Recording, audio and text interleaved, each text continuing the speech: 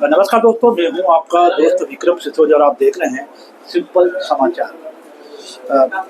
लोकसभा चुनाव के परिप्रेक्ष्य में आज मुख्यमंत्री श्री मोहन यादव शामगढ़ पधारे थे और प्रत्याशी जो हैं तीसरी बार सुधीर गुप्ता हमारे सामने हैं। आदरणीय मोहन जी यादव आज संसदीय क्षेत्र में 3 जगह आमसभा करी, तो क्या भाजपा टेंशन में जो 3 अलग अलग जगह आमसभा करने में? मुझे एक बात बताइए, जनता से मिलने को अगर आप टेंशन समझोगे तो मैं समझता हूँ कि ये टेंशन तो कांग्रेस को लग चुका है ना, क्योंकि उनके पास जो भी उम्मीदवार बनकर खड़े किए उन्होंने दिग्विजय सिंह से सहित सभी, तो वो तो अपना हारी हुई बाजी को लड़ रहे हैं।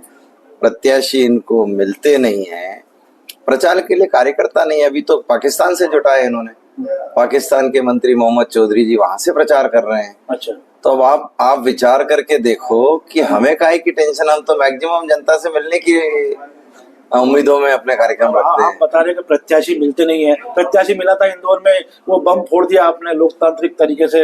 नहीं, हमने कोई बम नहीं फोड़ दिया है। सूरत में भी ऐसे हुआ। आप एक तो सबसे पहली चीज, मनुष्य के अंदर के जो भाव हैं वो प्रकट करता है। आप लोगों से जबरदस्ती बुलवा रहे हो कि वोट जिहाद करो, तो क्या करेगा प्रत्याशी? आप राम जन्मभूमि के मंदिर के निमंत्रण को अस्वीकार करते हो, क्या करेगा वो ऐसे चुनाव में जाकर? आप विरासत कर लगा रहे हो लोगों पर, संपत्तियां उनकी जब्त कर रहे हो, पहले सीलिंग लेवी। कांग्रेस का तो कोटा परमिट सिस्टम, तो प्रत्याशी जीतने के बाद क्या जवाब देगा? तो इसलिए उसने कहा लड़ना ही नहीं है अपने को भैया, मैदान छोड़ दिया। हाँ, तो मैदान काहे का छोड़ दिया? जबरदस्ती का मैदान में तुम झूठ बोल कर लाए हो, तो इसलिए तो जाएंगे, सारे जाएंगे। कमलनाथ भी खड़े थे दरवाजे पे, वो तो ठीक है, हमने दरवाजा नहीं खोला। तो क्या चुनाव बाद आ सकते हैं? क्या कमलनाथ ला सकते हैं? कौन लेने वाला साहब? हमारे यहाँ वही आएगा जो इस भारत से प्यार करेगा। भारत टेढ़े टुकड़े होंगे, जो इनकी पीठ के पीछे खड़े हैं उनका तो हश्र जनता बताती है साहब। इतिहास लिखे जाते हैं, और चूंकि हमारी सनातनियों के स्वभाव में कि युद्ध तो हमने करना पड़ता है। राम को रावण से करना पड़ा, कृष्ण को कंस से करना पड़ा, शिवाजी को औरंगजेब से लड़ना पड़ा, महाराणा प्रताप को अकबर से लड़ना पड़ा, लक्ष्मीबाई को अंग्रेजों से लड़ना पड़ा, और आज हमें इस तिकड़ी से लड़ना पड़ रहा। पाकिस्तान से प्रचार चलवाते हैं, मुस्लिम लीग को कंधे पर बिठाते हैं और भारत तेरे टुकड़े होके नारे लगाते हैं। तो लड़ना तो पड़ेगा ना। इंदौर में 8 लाख पार की बोल रहे हैं, यहाँ कितनी उम्मीद है आपको? देखिए, उम्मीदें कार्यकर्ताओं के मन में, और ये चुनाव जनता लड़ रही है।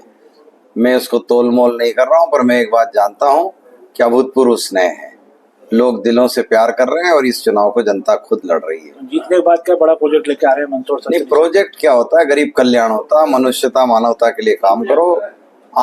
आप जितने प्रोजेक्ट मैं लेकर आया हूँ उसको कहाँ गिनाना है? आप चंबल के पानी से लेकर पेयजल तक, ये भारत सरकार की योजना है, राज्य सरकार की योजना, हमारी डबल इंजन की सरकार की योजना। आपका शामगढ़ का स्टेशन अमृत स्टेशन हो गया, आपके बिल्कुल बगल से एनएच जा रहा है, दुनिया का सबसे बड़ा रोड, गांधी सागर सेंचुरी हो गया, आपकी धर्मराजेश्वर की गुफाएं मेंटेन हो गई, पर्यटन में आपको स्वदेश दर्शन सर्किट मिल गया, खेतों का पानी, नलों का पानी, लोगों के घर के जीवन स्तर सुधार की व्यवस्थाएं हो गई। शामगढ़ में अकेले में 600-800 मकान गरीबों को मिल गए। लोकल ट्रेनें नहीं मिल पा रही। आप अरे कहाँ अटके हुए हो? पार्सल। मुझे एक बात बताओ, 1860 में रेलवे आया, स्टेशन बनाया। 1860 के बाद अभी इतने सालों में कांग्रेस ने एक ईंट न लगा पाई, और हमने इतना डेवलपमेंट कर दिया, और आप कहाँ? ये तो ठीक है, तो जितना डिमांड लगाएंगे, देखो हम सब पर काम करने वाले हैं। क्या लोकल ले लो, फास्ट ले लो, और हर एक की अपनी अपनी चॉइस है।